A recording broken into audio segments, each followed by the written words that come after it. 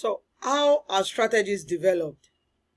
One effective method of strategy generation is, I mentioned earlier, you list critical issues and the strength of the organization onto flip charts.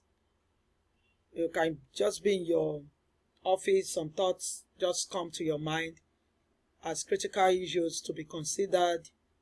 Okay, you list them up on your flip charts in your office. Then you have staff or board members brainstorm possible uses of those strengths that you have identified or other skills to address those critical issues. Okay, and that's what we talked about, having a team, okay, brainstorm on ideas, on different strategies. Then you use a roundtable discussion to investigate and evaluate the possible strategies. Like I told you, there are so many decisions that will come on your table, and what you need to do is, even you may not be able to consider all, but you have to evaluate them and then pick on the best depending on the priority. Okay, and also picking on the best does not mean you should disregard the other ones. They could be needed other times, so you keep them as alternatives.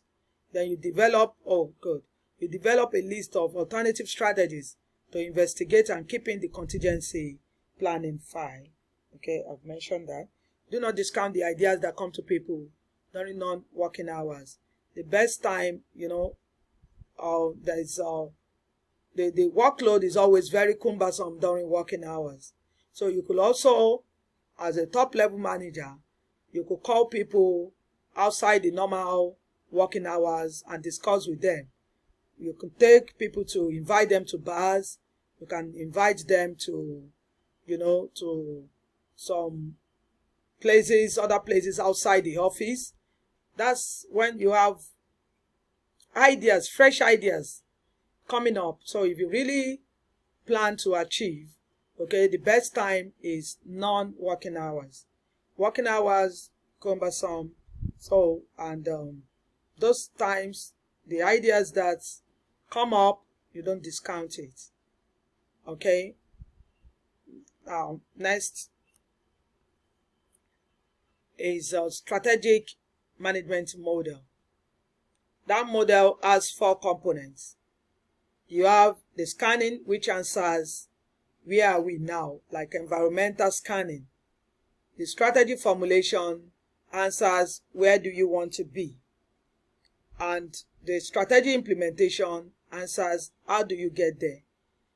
And for the measurement and performance, it allows you to measure your progress, okay, over time. Now, we'll start with the scanning. Okay, the scanning that answers where are we now. For you to be able to do some environmental scanning, okay, you should be able to adopt this SWOT analytical tool. SWOT analytical tool is a tool that is employed in measuring or in scanning, in understanding where the stand of a company, the placement of an organization in the competitive markets. Okay, and what does it stand for? S stands for strength, W stands for weakness, and O stands for opportunities, while the last T stands for threat. Now, it's into 2 categories. The first 2, the strength and weaknesses, they are internal elements, while opportunities and threats, they are external elements. What do I mean? You can identify your own strengths by yourself, by the people that work with you. You should be able to assess your strengths, to be able to know what you stand, what you can do. Even as an individual, you should be able to analyze your strengths. okay, and that is internal. And weaknesses too.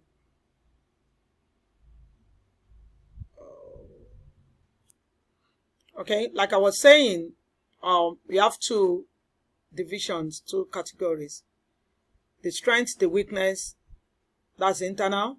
The opportunities, and the threats, that's external. For the strength, an organization should be able to identify what gives it a competitive advantage among the rest.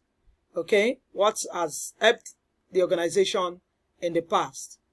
Then the weakness will allow you to identify what is it that that is causing you to, that is drawing you back as an organization. Okay, and it is true. Well, you can only know that by yourself. It depends on, number one, you could try and check: are you really making that profit? Your target goals, are they achieved? Okay, so that's internal. Then the opportunities and threats, those ones are external. Opportunities, what are the critical elements? Okay, what are those elements that could make you to grow more? How do you even get that? You can interview your customers, your clients. Okay, you can ask them what are they really saying about your organization. Then the threats, what could cause you a future problem? You can scan your environment to know what could result to problem in the future. Okay, so we're still going to talk about that in the subsequent slides, but at least you have an understanding that when you're scanning, when you're in your strategic management, you have to scan. You scan your environment, you do some analysis. It's not only SWOT. You have PESTEL. There are so many other analytical tools that you can use. Next is the strategy. Okay, now why scan? Why are you carrying out environmental scanning? One, it allows you to know your position in the environment, that is your level in the among your competitors.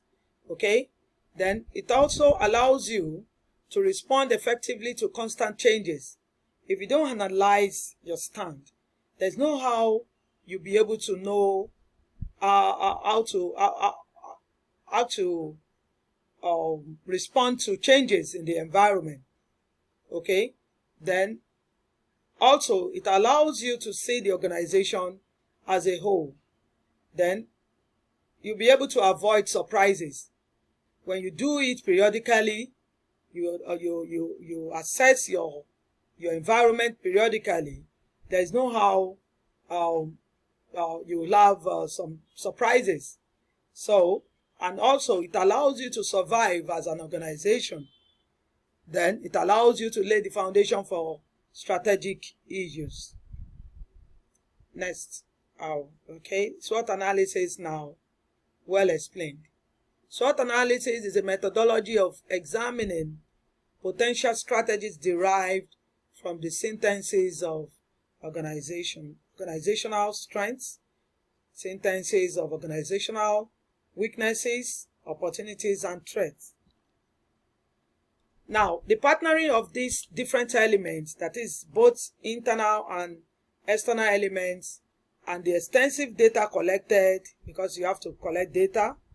Okay, while you could be interviewing, it could be done discussion, it could be during meetings. Okay, one way or the other, you collect data. Okay, and it allows you to bring in this data together with all this identified together with these elements.